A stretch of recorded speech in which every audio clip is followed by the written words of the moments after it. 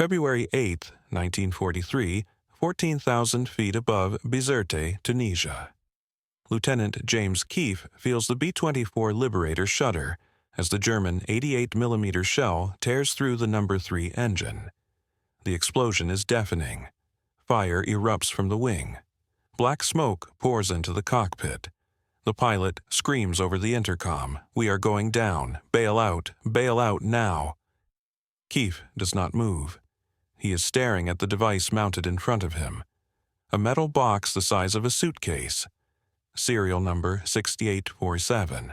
The Norden Mark 15 bombsight. Cost $8,000. The burning aircraft around him cost $297,000. But his orders are crystal clear. The aircraft can crash, the crew can die. This device cannot fall into enemy hands. Keefe pulls his .45 caliber pistol from its holster. His hands are shaking. The aircraft is spinning. The altimeter is unwinding fast. 12,000 feet, 11,000. He has maybe 90 seconds before impact. He aims at the Norden, pulls the trigger. The first bullet punches through the gyroscope housing. Metal shards spray across the bombardier compartment. Second shot, third shot, fourth. He empties the magazine, 6 rounds into the most sophisticated mechanical device ever built. The gyroscopes shatter, gears crack.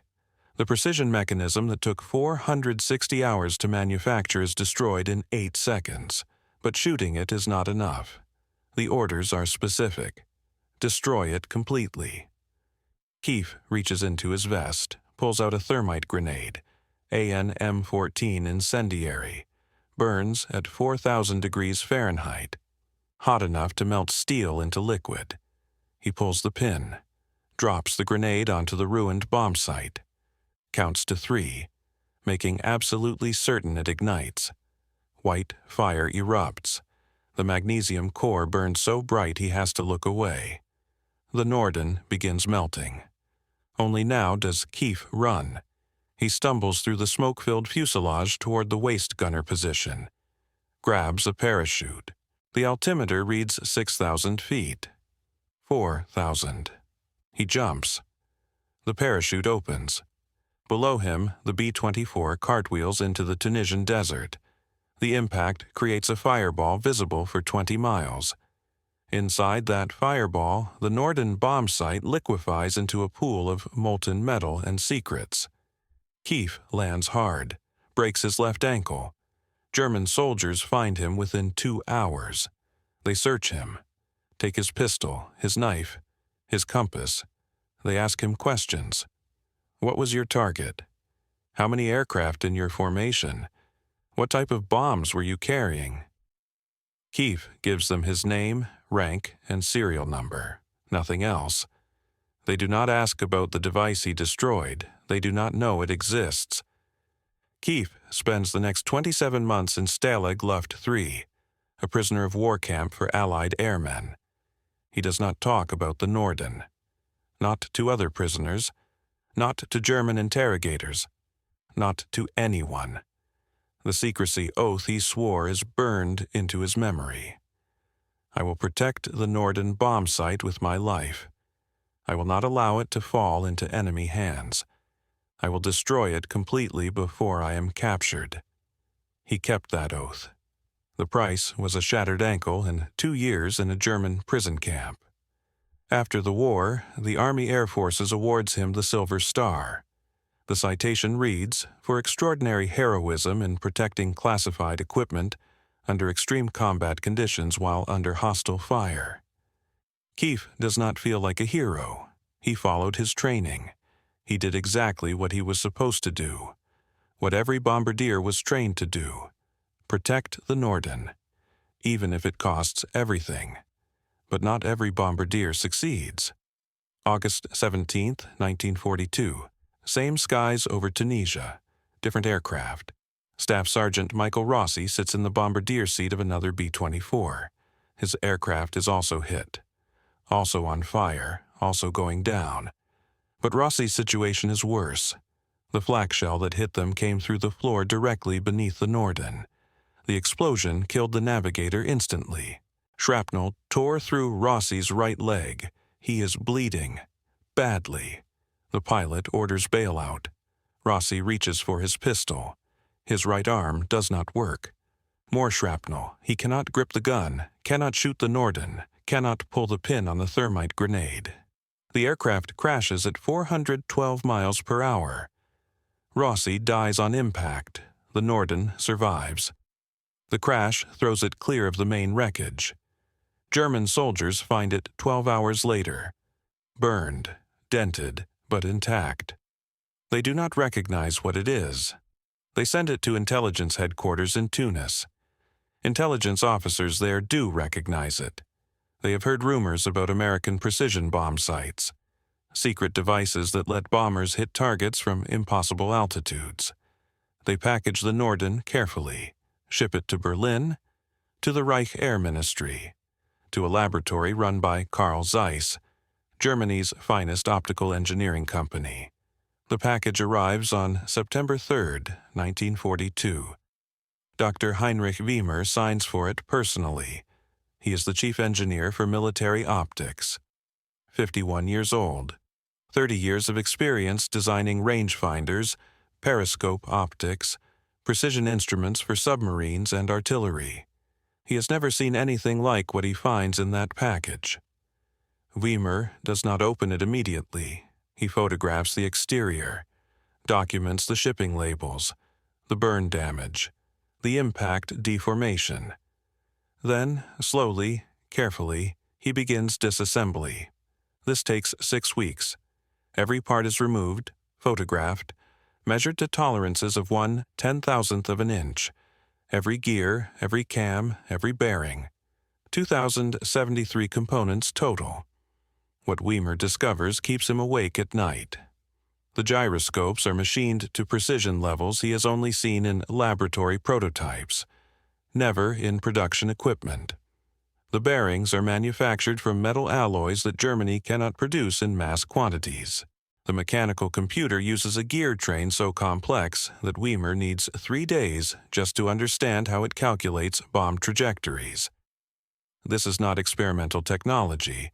This is production technology. Mass manufactured. The serial number stamped on the housing is 4021. That means at least 4,720 units have been built before this one. Wiemer writes his report.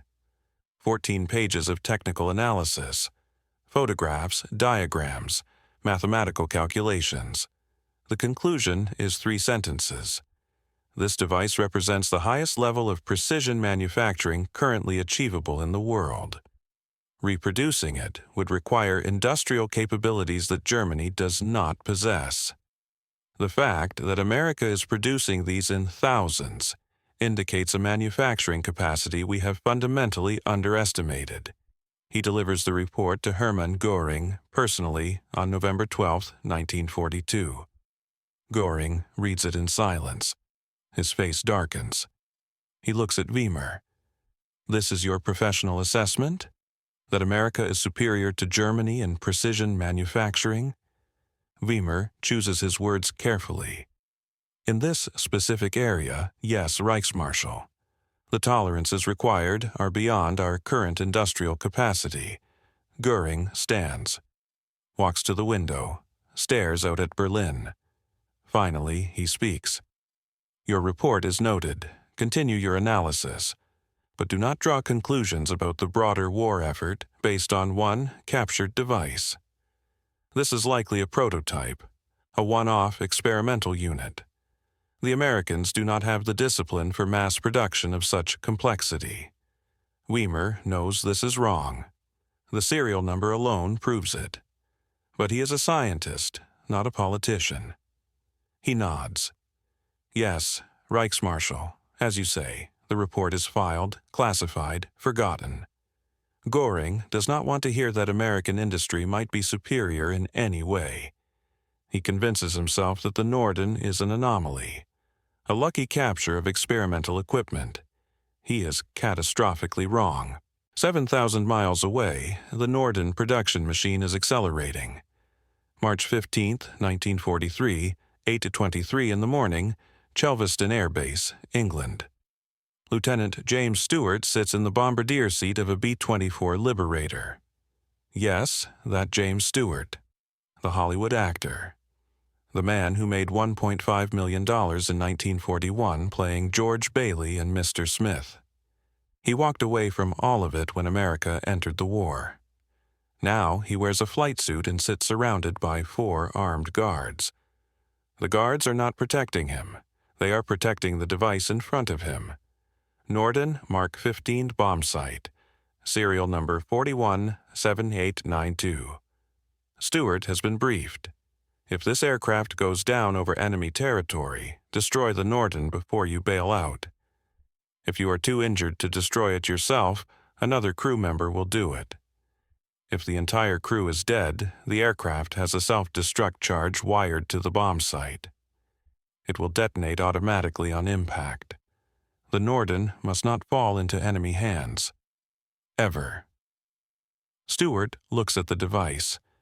He has trained on it for 6 months, 12 weeks at bombardier school in Colorado, another 14 weeks of advanced training in England. He knows every component, every dial, every calculation it performs. He trusts it completely. The Army Air Forces told him this device can hit a target the size of a pickle barrel from 20,000 feet, 4 miles straight up. They told him the Norden is the most sophisticated weapon in the American arsenal, more secret than the atomic bomb program, more valuable than any single aircraft. What they did not tell him is how it came to exist. Rewind 32 years. 1911, New York City Harbor. Carl Lucas Norden steps off a merchant ship from Java, 21 years old. Dutch.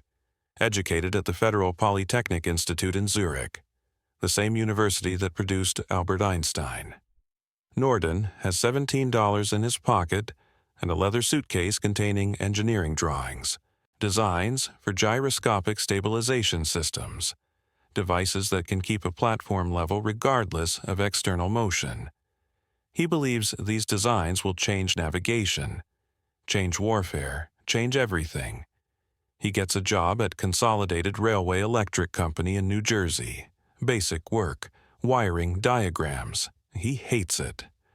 At night, he works on his gyroscope designs in a rented room. The smell of the butcher shop below seeps through the floorboards. Rotten meat, blood. He ignores it. Focuses on the mathematics, the precision. 3 years of this. Then in 1914, the United States Navy notices his patent applications. The Navy has a problem. Naval guns are wildly inaccurate. A battleship firing at another ship 10,000 yards away has maybe a 5% hit rate. The gun platform moves, the target moves, the ocean moves.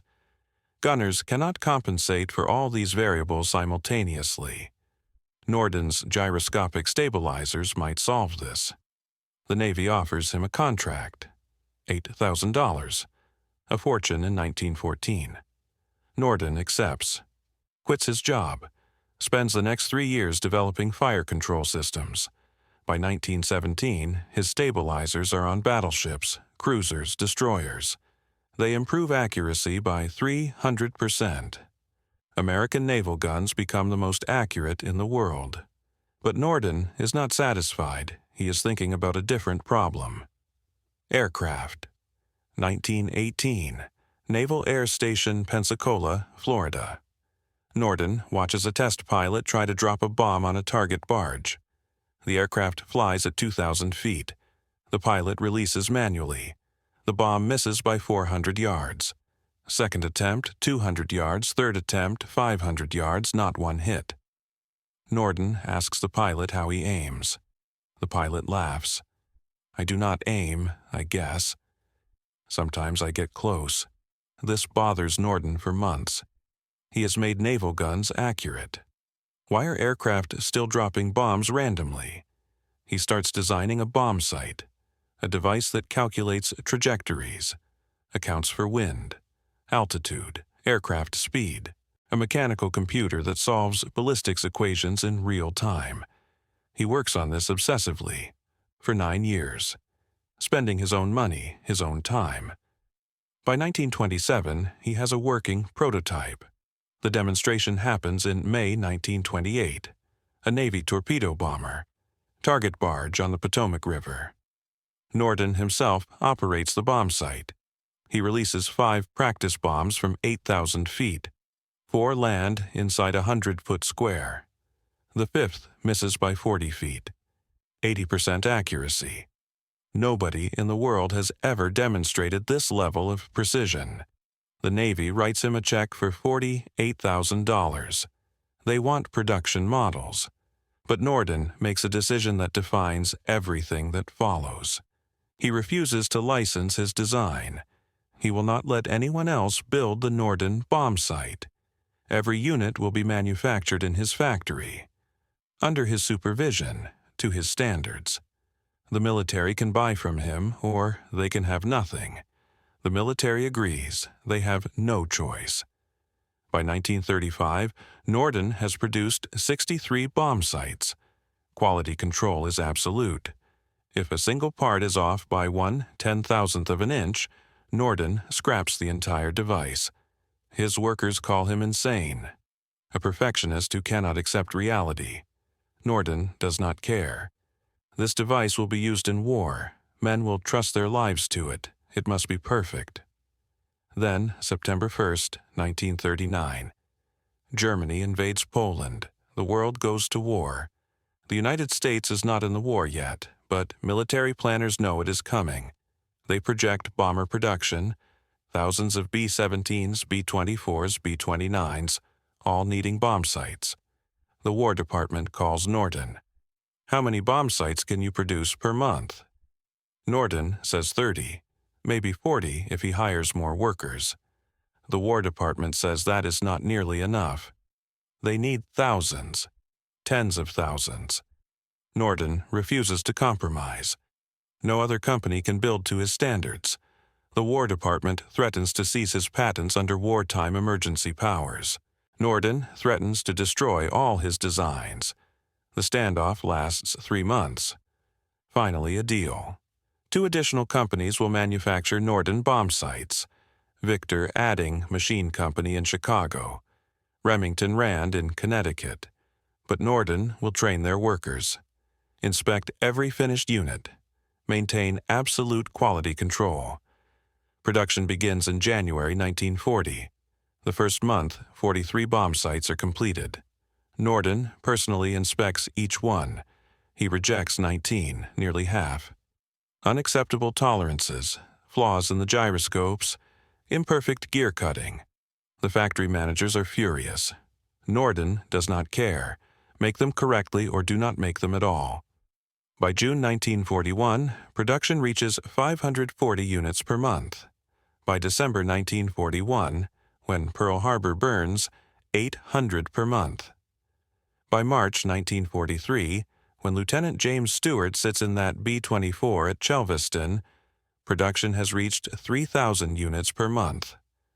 90,000 Norden bomb sights will be manufactured before the war ends.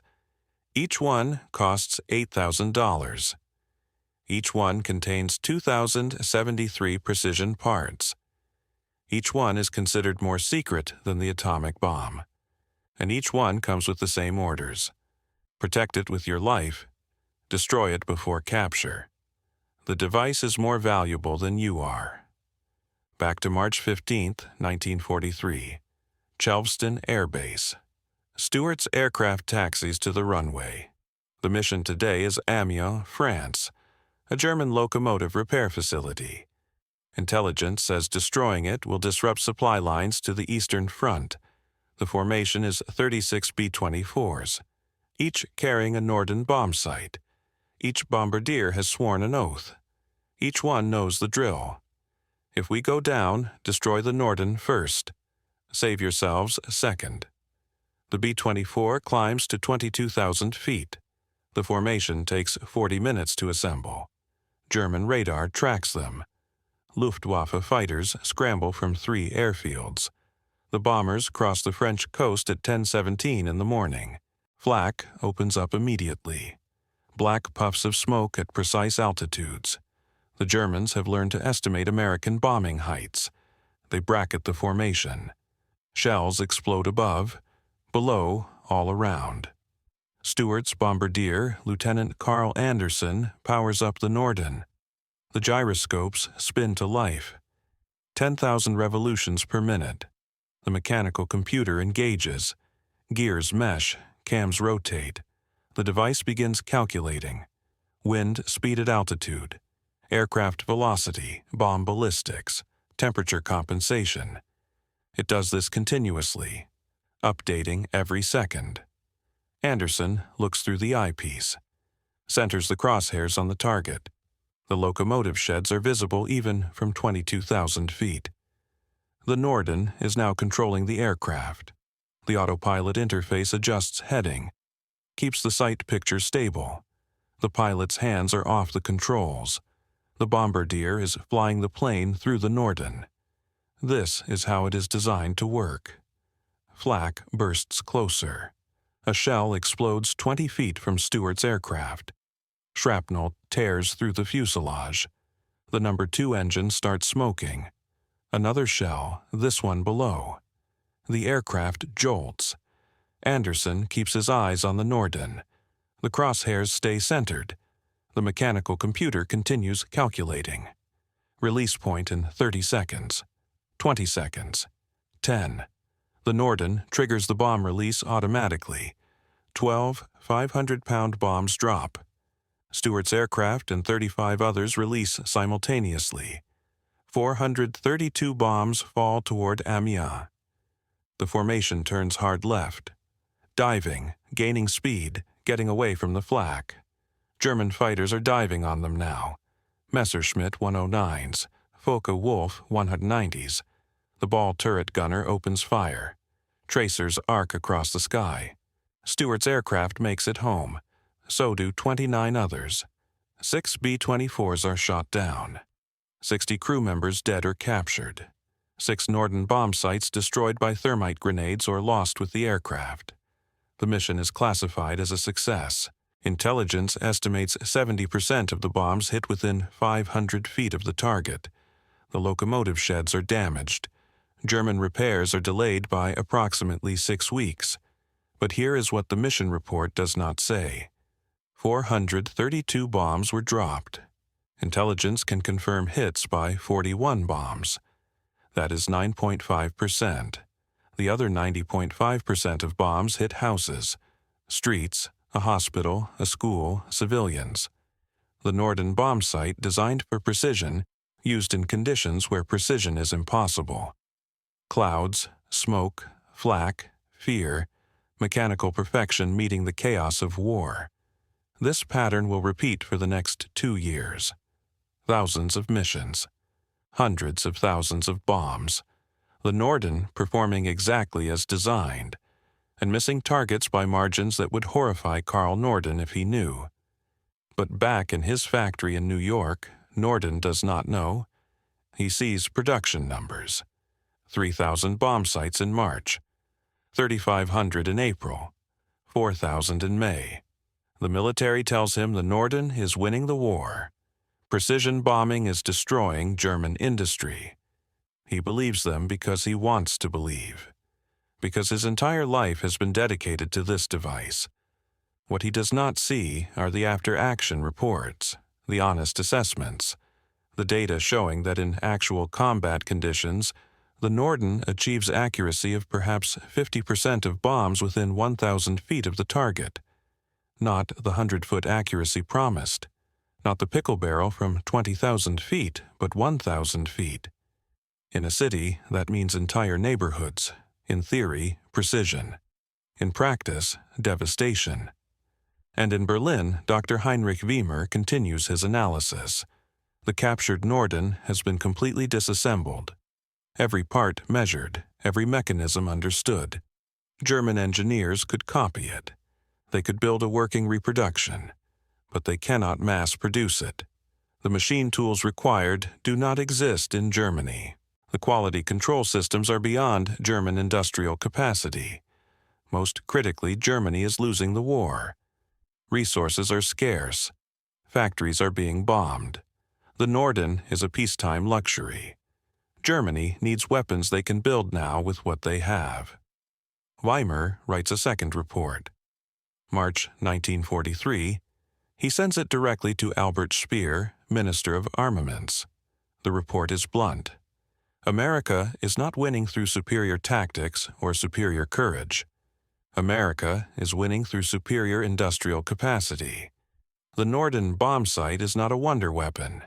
It is a symbol, a demonstration that America can afford to spend $8,000 per aircraft just on the aiming device, can afford to manufacture 90,000 units of incredible precision, can afford to train hundreds of thousands of bombardiers, can afford losses that would cripple Germany.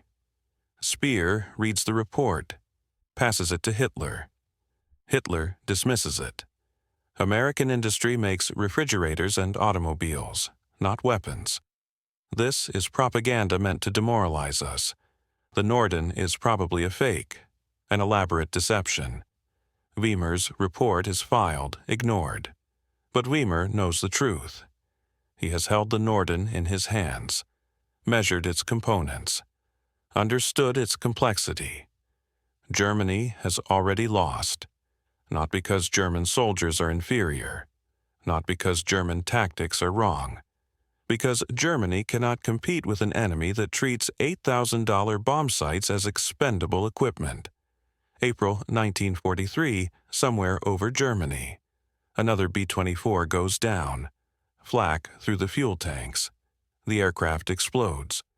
The bombardier, name unknown, never has a chance to destroy the Norden. But it does not matter. The explosion is so violent that nothing survives. The Norden is vaporized, scattered across German farmland in pieces too small to identify.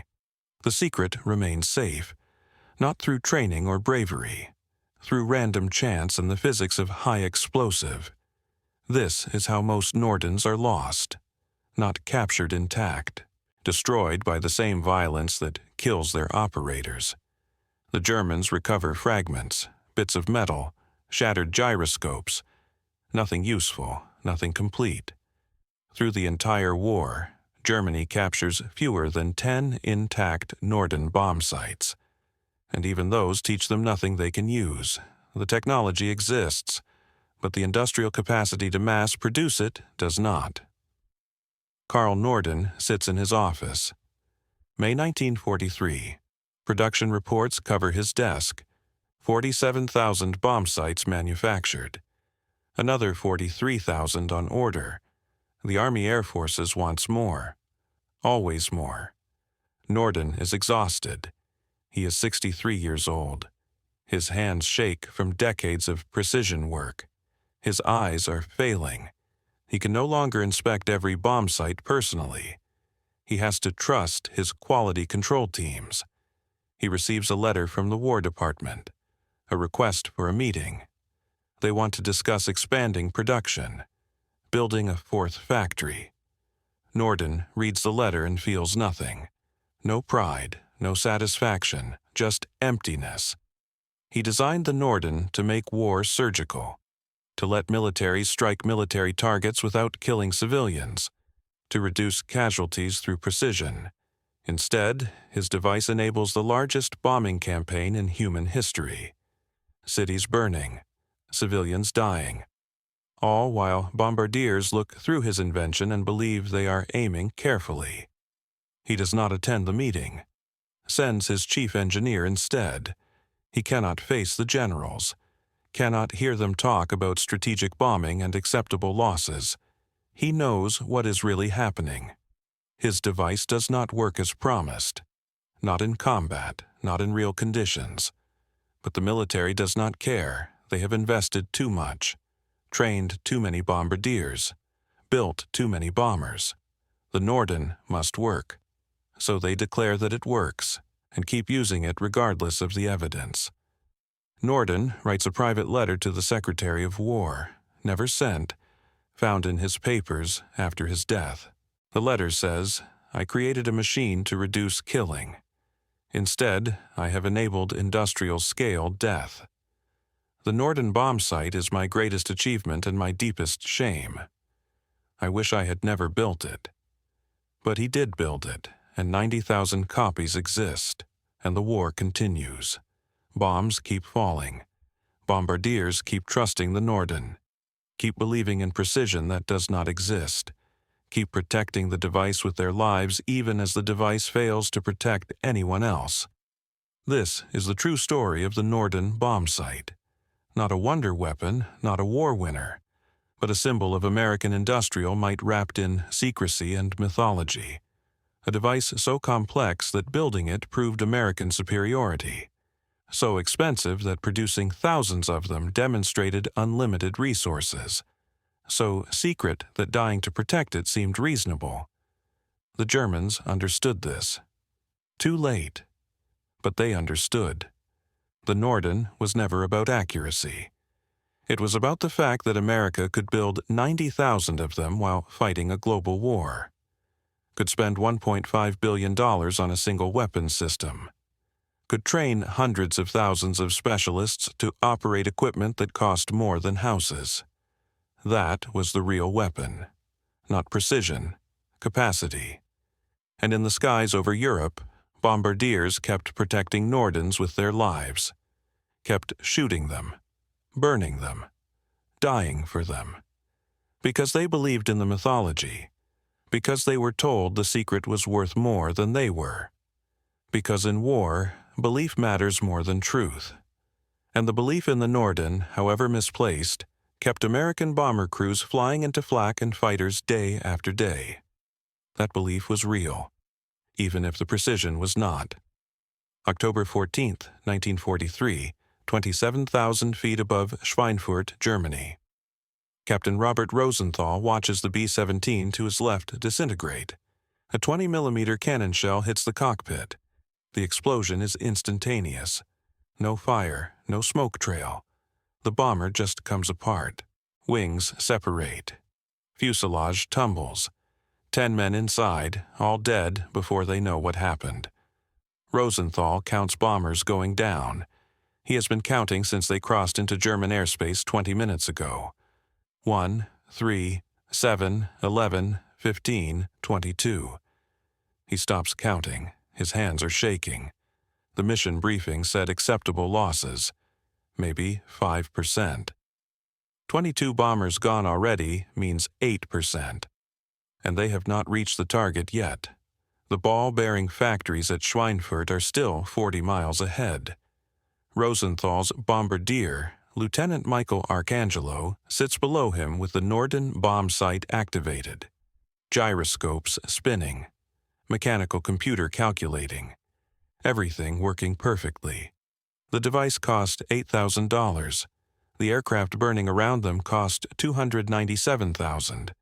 But Arcangelo has orders. If we go down, destroy the Norden first. Save yourself second. The intercom crackles. Arcangelo's voice. Skipper, fighters 12 o'clock high. 30 plus. Rosenthal sees them. Messerschmitt 109s. Diving out of the sun.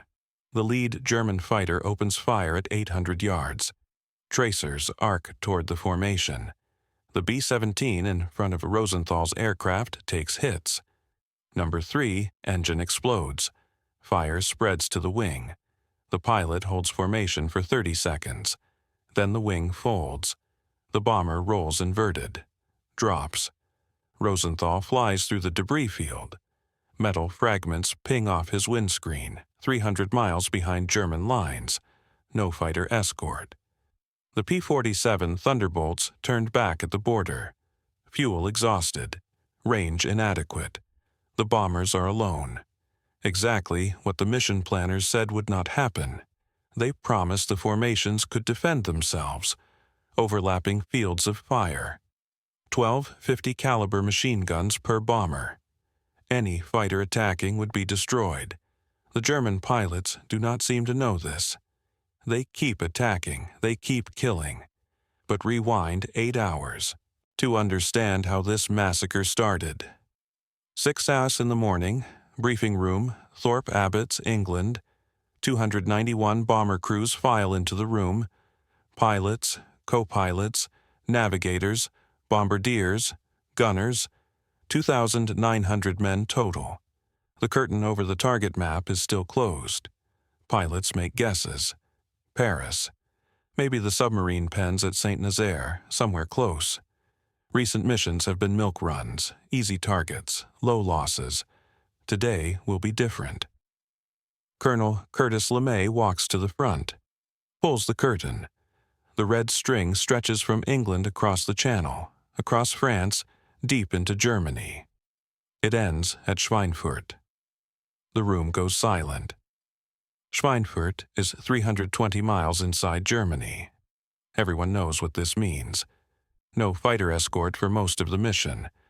Maximum German fighter opposition. Heavy flak. This is not a milk run. This is a death sentence for 20 to 30 crews. The mathematics are simple. 7% loss rate is average. Today will be worse. LeMay begins the briefing. The target is the ball-bearing factories at Schweinfurt. Intelligence considers this one of the most critical targets in Germany. Destroy ball-bearing production and German tanks cannot be built. Aircraft cannot be assembled. The war machine stops. We bombed Schweinfurt 2 months ago. Production recovered. We are going back to finish the job. He pauses. Looks at the crews. Today's mission will determine whether precision bombing works, whether the Norden Bombsight justifies its cost, whether American doctrine can win the air war. Everything depends on you. Lieutenant David Sherman sits in the 4th row, 23 years old, from Michigan, married 4 months ago. His wife is pregnant. He does not know this yet. The letter telling him will arrive in 3 days. He will never read it. Sherman is a bombardier. He trusts the Norden completely. 6 months of training. They told him it can hit a pickle barrel from 20,000 feet. He believes them. Why would they lie? The briefing continues. Expected opposition. 200 German fighters. Heavy flak over the target. Bomb load, 12 500-pound high-explosive bombs per aircraft. Total tonnage on target, over 400 tons. Expected accuracy, 80% of bombs within 500 feet. The Norden will deliver this. Just keep the crosshairs on target. The device does the rest. Questions? Nobody asks the obvious question. If we can hit with such precision, why do we need 291 bombers? 1 squadron should be enough. 12 aircraft, 12 Nordens, 12 perfectly placed bomb loads. But nobody asks because the answer is uncomfortable. The Norden does not actually work as advertised. 10 hours in the morning, over the English Channel. The formations assemble, took 40 minutes. 291 B-17s and 3 combat wings. Each wing flies in box formation. Bombers stacked vertically. Guns covering all approaches, in theory. The formations climb to 24,000 feet. Cross the French coast at 10:17. German radar tracks them immediately. Luftwaffe headquarters, Doberitz, Germany. Major Gerhard Schöpfel receives the alert. Large American formation inbound. Heading east, altitude 24,000 feet. No escort fighters detected. Schöpfel commands Jagdgeschwader 26, one of the elite fighter wings. He has been fighting Americans for 18 months. He knows their tactics. Tight formations, heavy firepower, difficult to attack. But today they have no escorts. Today they are vulnerable. Schöpfel scrambles every available fighter. 42, Focke-Wulf 190s, and Messerschmitt 109s. He briefs his pilots quickly. The Americans will not maneuver. They cannot. Their bomb sights require straight and level flight. They will hold formation no matter what. This makes them predictable. Attack from head-on. Aim for the cockpit, kill the pilots. 1 pass, break away, rearm, attack again. The Americans have guns, but they cannot aim while maintaining formation. We can. His pilots understand. They have learned this through experience. Early in the war, German fighters attacked from behind. from the sides. American gunners shot them down. Then German pilots discovered the B-17's weakness: minimal frontal armor. 2 guns in the nose but limited field of fire. A fighter diving from 12 o'clock high has 4 seconds of clear shooting before the bomber's guns can engage. 4 seconds is enough. 11:43 in the morning, German border. The American formation crosses into Germany. The P-47 escorts turn back. Fuel exhausted, the bombers are alone. Within minutes, German fighters appear, not the usual handful, dozens. They form up ahead of the bombers, 2 miles away, out of gun range, just waiting.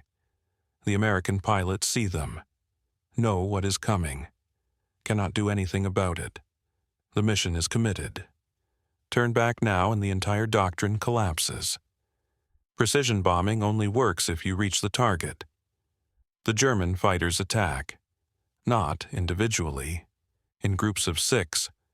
Line astern formation. The first fighter dives, cannon fire. 20mm shells, 30mm shells. He targets the lead bomber, hits the cockpit. The bomber staggers but stays in formation. The pilot is dead, but the co-pilot takes over. Second German fighter targets the same bomber. More hits. The co-pilot is hit. The bomber drops out of formation. Third fighter targets a different bomber. The entire nose section explodes. The bombardier was looking through the Norden. The shell hit the Norden directly. The device and the man are vaporized together. Within 3 minutes, 8 B-17s are gone. The German fighters break away, dive, disappear. The formation closes up, tightens. 5 minutes later, another attack. Different tactics this time. The Germans approach from below, climbing attacks, aiming for bomb bays. Hit the bombs and the entire aircraft explodes. 4 bombers lost in 90 seconds. The formation is dissolving. Gaps appear where bombers should be. Other bombers slide into position, close the gaps. The defensive fire continues. Tracers everywhere. The gunners claim kills. Later, they will report 186 German fighters destroyed. Luftwaffe records will show 35 lost. The overclaiming is not intentional. In the chaos, 5 gunners shoot at the same fighter. All 5 think they got the kill. Oberst Egon Mayer leads another attack group. He invented the head-on attack tactic, spent months perfecting it. He positions his fighters directly ahead of the bomber formation, 2,000 yards, then dives, accelerating. Closing speed is over 600 miles per hour.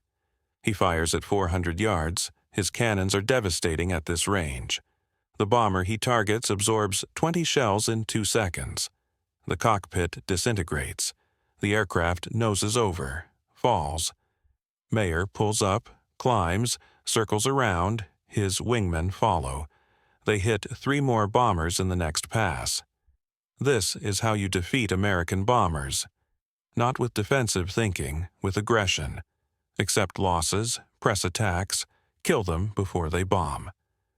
Lieutenant David Sherman watches this through the plexiglass nose. His hands are on the Norden.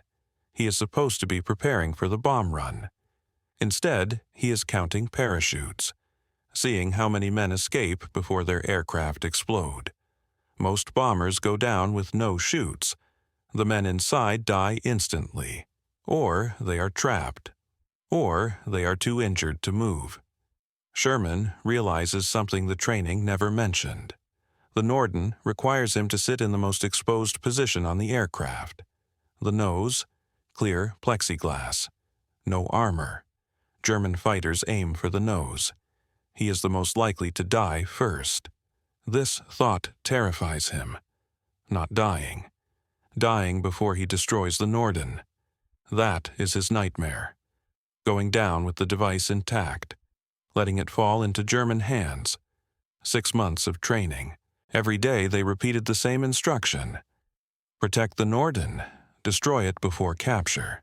This device is worth more than you are. Sherman does not question this. He has been conditioned to believe it. 1435, approaching Schweinfurt. 42 bombers are gone. 14% losses before reaching the target. The remaining 249 bombers begin their bomb runs. This is what everything depends on. The reason for the losses. The justification for the mission. Precision bombing. Destroy the ball-bearing factories. Cripple German production. Win the war through technology and accuracy. The bombardiers activate their Nordens. Look through the eyepieces. Try to find the factories through smoke and haze. Schweinfurt is burning from previous bomb hits. Smoke rises to 15,000 feet. The Germans have deployed smoke generators.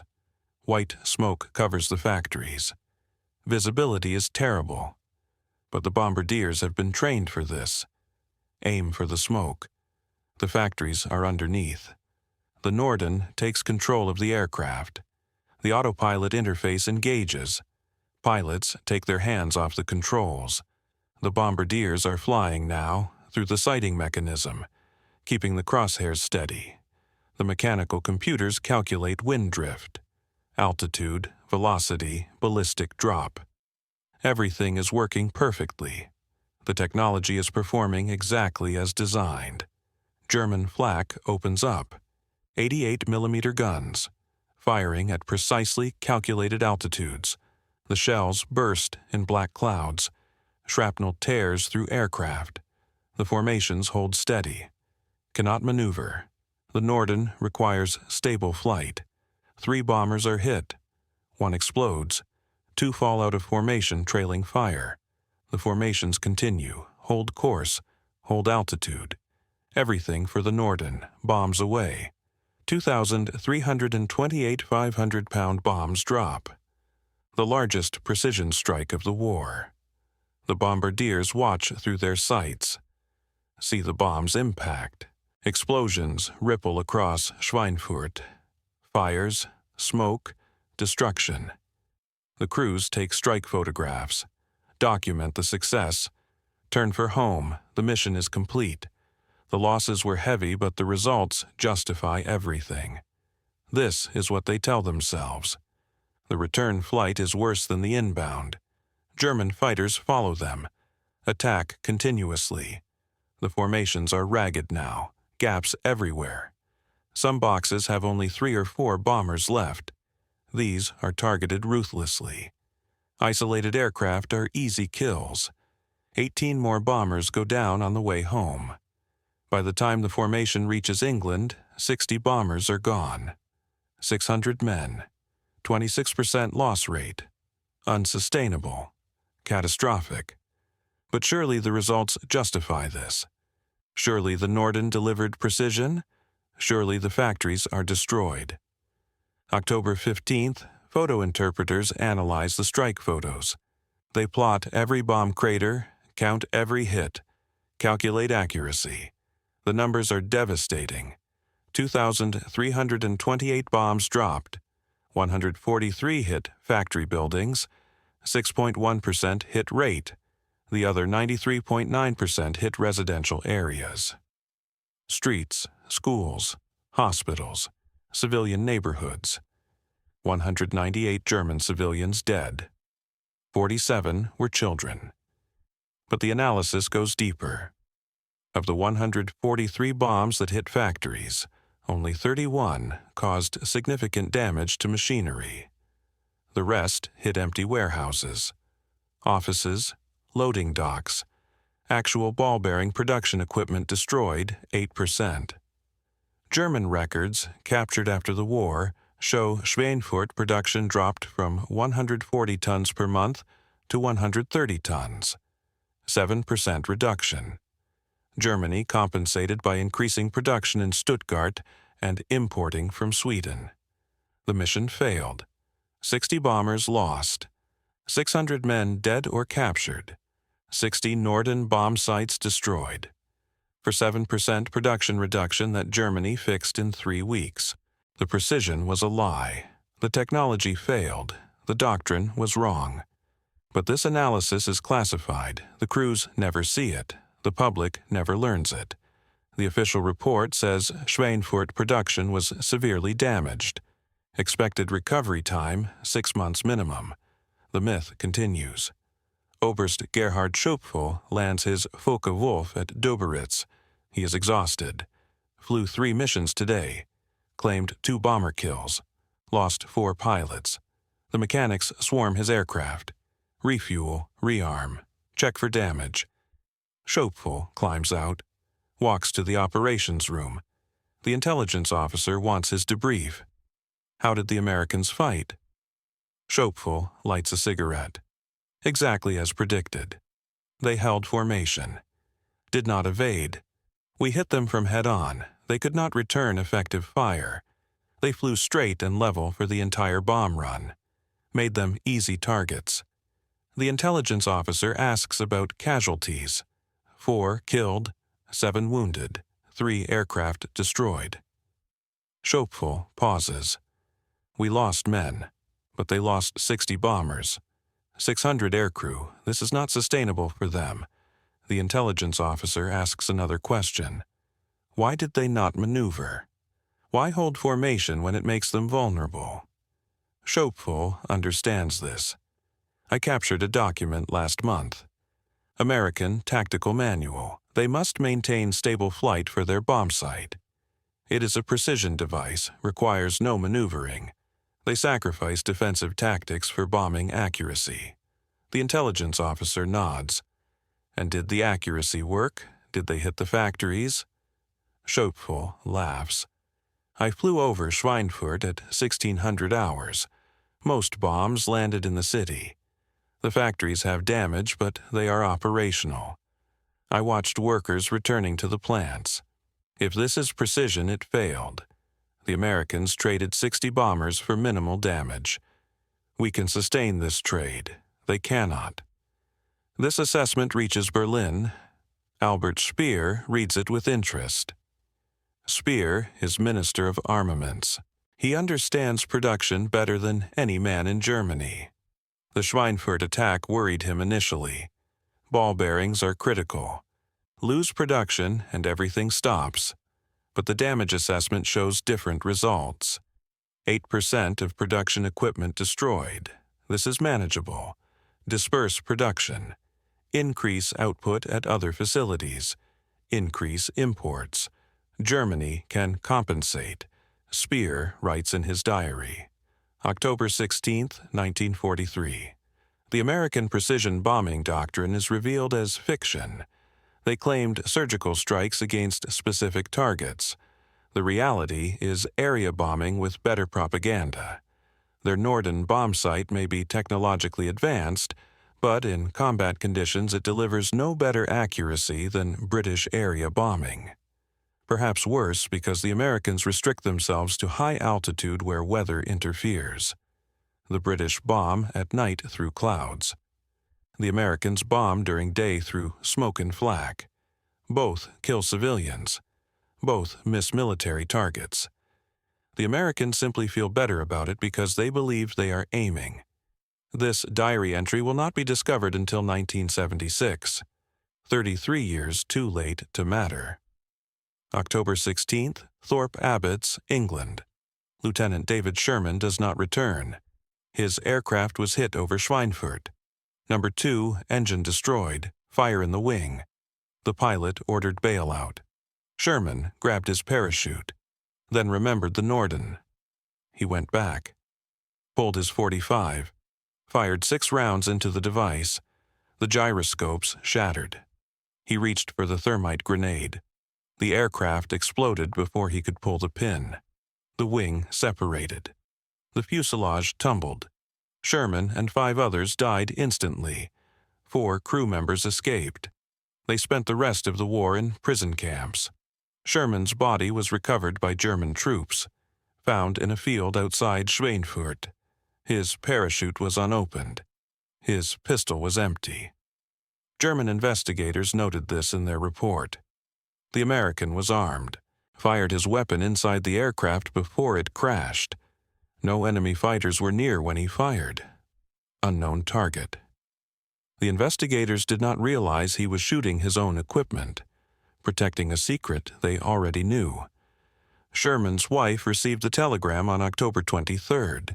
Regret to inform you. Missing in action. Presumed dead. She was 4 months pregnant. Their daughter was born in March 1944. Sherman never knew. The citation for his Silver Star said he died protecting classified equipment. The citation did not say the equipment was useless, that the mission accomplished nothing, that the doctrine was based on lies. His widow kept the citation, believed her husband died for something important. She never learned the truth. November 1943, strategic bombing campaign suspended. The 8th Air Force cannot sustain losses like Schweinfurt, cannot replace crews fast enough, cannot train bombardiers quickly enough. Deep penetration missions are canceled. Bombers hit targets in France, coastal areas, places where fighter escort is possible. The doctrine is collapsing. The Norden is not delivering precision. The self-defending bomber formation is not working.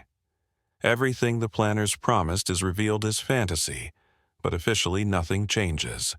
The reports still claim precision, still justify the losses, still protect the mythology. Colonel Curtis LeMay writes a classified memo. He does not mince words. Current precision bombing doctrine is failing. The Norden Bombsight cannot deliver promised accuracy in combat. Weather obscures targets 60% of the time. Flak disrupts formations. Evasive action prevents stable bomb runs. Real accuracy is 15% of bombs within 1,000 feet. This is not precision. This is barely controlled bombing. We need new tactics. Accept area bombing, increase tonnage, overwhelm defenses through mass rather than accuracy. His memo is read, filed, ignored. The Norden mythology is too strong. Too much has been invested. Too many men have died protecting it. Admitting it fails means admitting the entire campaign was misconceived. This is politically impossible. So the lie continues.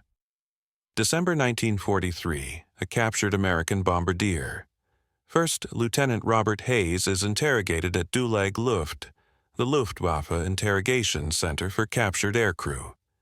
Hayes was shot down over Bremen. He is 22 years old, married 3 months. His wife does not know he is alive. The Germans will not report his capture for 6 weeks. Standard procedure to increase psychological pressure. The interrogator is Hans Scharf, the Luftwaffe's master interrogator. Scharf does not use torture. He uses conversation, builds rapport, makes prisoners want to talk.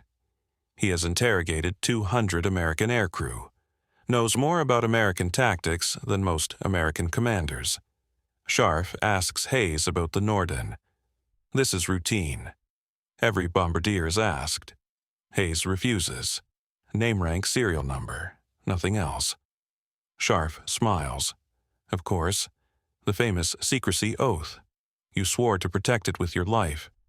Very dramatic. Hayes says nothing. Scharf continues. Let me tell you what we know about your Norden. It contains 2,073 parts. Gyroscopes manufactured to 1/10,000th inch tolerance. Mechanical computer using gear trains to calculate trajectories. Serial production units carry numbers above 6,000. Your factories are producing approximately 3,000 per month. Hayes's face shows shock. How do you know this? Scharf lights a cigarette, offers one to Hayes. Hayes refuses. Scharf continues. We captured 8 intact Nordens, disassembled them completely, measured every component. We know how it works. We could build copies if we wanted. We have chosen not to. Hayes asks why. Scharf's answer is devastating because it does not work, not in combat. Your bombs miss by hundreds of yards. We track every mission, plot every crater, calculate every accuracy rate. Your average is 12% within 1,000 feet. This is not precision. Your Norden is propaganda, a device to make you feel better about killing civilians. Hayes refuses to believe this. You are lying, trying to break morale. Scharf shrugs. Believe what you want. But answer one question. How many missions have you flown? Hayes hesitates. 14. And on those 14 missions, how many times did you see your bombs hit exactly where you aimed? Hayes cannot answer. Because the truth is none. He aimed carefully every time. The Norden calculated perfectly every time. And every time the bombs landed somewhere else. He blamed weather, blamed flak, blamed everything except the device. Because admitting the Norden fails means admitting his friends died for nothing. Scharf sees the realization on Hayes's face. Now you understand. Your technology is excellent. Your training is excellent. But combat makes precision impossible. This is not failure, this is reality. The British accept this. They bomb at night, make no pretense of accuracy. You Americans insist on precision.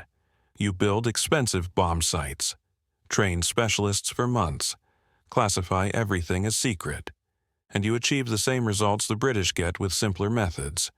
The difference is you kill your crews pretending precision is possible.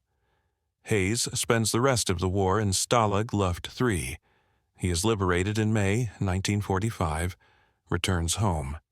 Never talks about the interrogation, never mentions what Scharf told him, because repeating it would dishonor everyone who died protecting the Norden. Better to maintain the lie. Better to let people believe precision bombing worked. Better to preserve the mythology. January 1944, P-51. Mustang fighters arrive in England. These fighters have range to escort bombers deep into Germany. Everything changes, not because of the Norden, because bombers are no longer alone. Loss rates drop immediately, from 26% to 6%. Sustainable. The campaign resumes, but accuracy does not improve. Still 15% within 1,000 feet.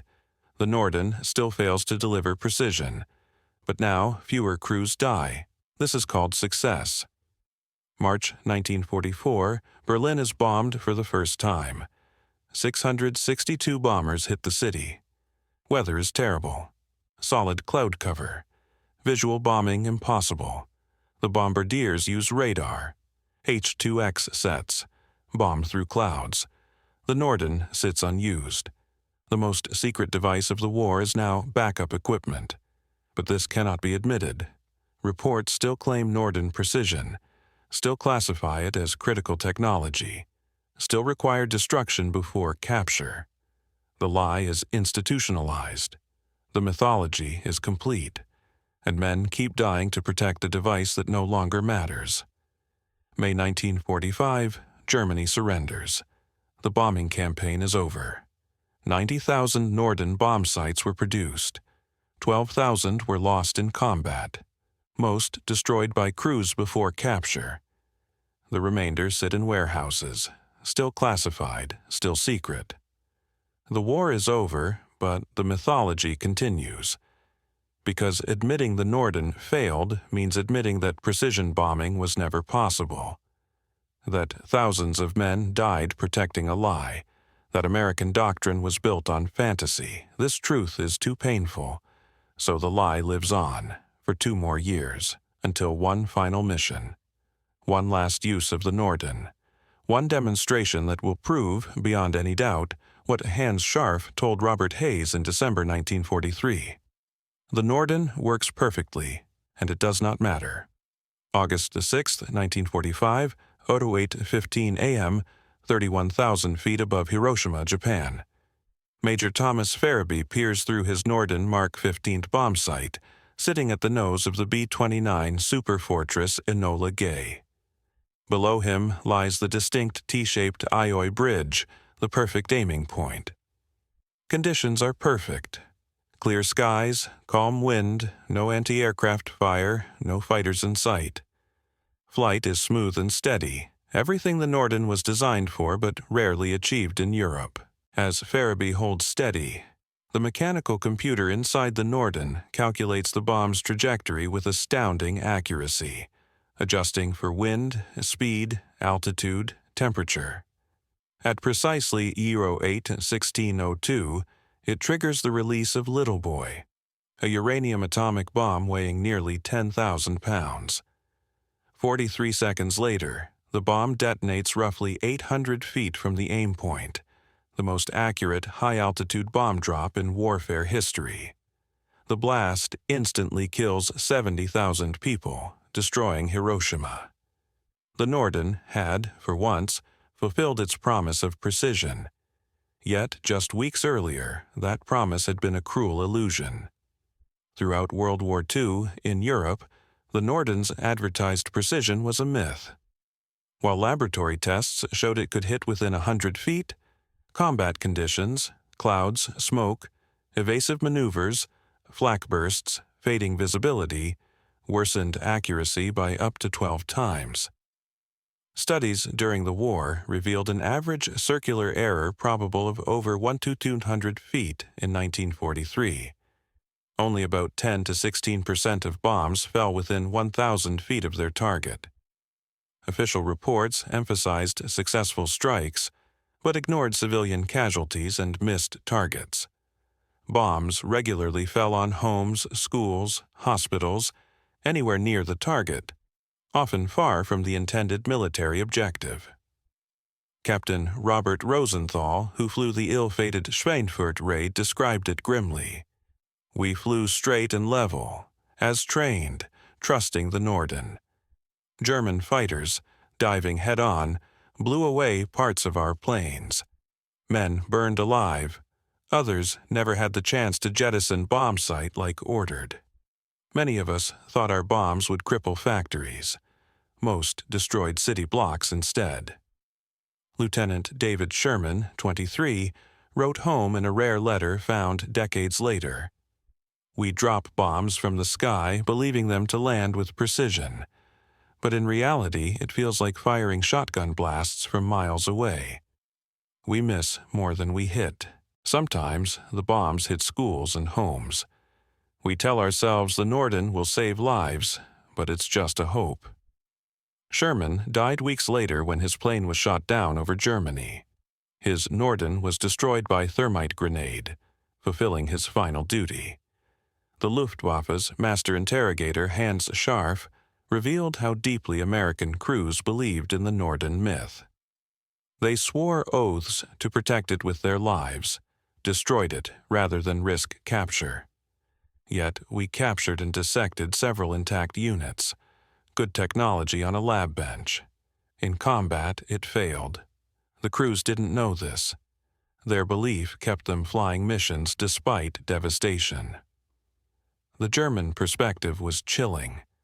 Fighter pilots knew American bombers didn't maneuver during bomb runs, making them easy prey. They flew straight and level, sacrificing defense for hope in the Norden. We shot many down before bombs were dropped.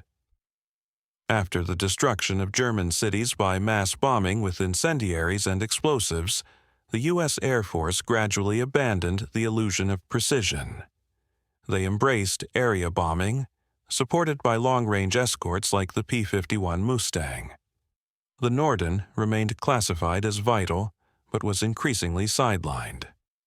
In the Pacific, nuclear strikes on Hiroshima and Nagasaki proclaimed the pinnacle of precision bombing despite horrendous civilian casualties. Yet clouds forced last-minute target changes, as seen when Nagasaki's bomb fell significantly off the intended industrial target due to limited visibility, killing tens of thousands of civilians. The Strategic Bombing Survey after the war quietly confirmed the disappointing truth. Precision bombing of strategic targets achieved only limited success in crippling enemy industry compared to the enormous tonnage dropped. Disruption of transportation and supply routes mattered more. Yet the mythology of the Norden as a war-winning secret weapon prevailed for decades, shaping America's self-image. Carl Norden died in 1965, wealthy but quietly burdened by the legacy of his invention. His private correspondence revealed regret, mourning how his bombsight was used to justify mass destruction rather than precision. Today, the Norden Bombsight rests behind glass in the Smithsonian Air and Space Museum, its placard praising technological feat and wartime importance. Visitors admire a device that promised surgical strikes and saving lives.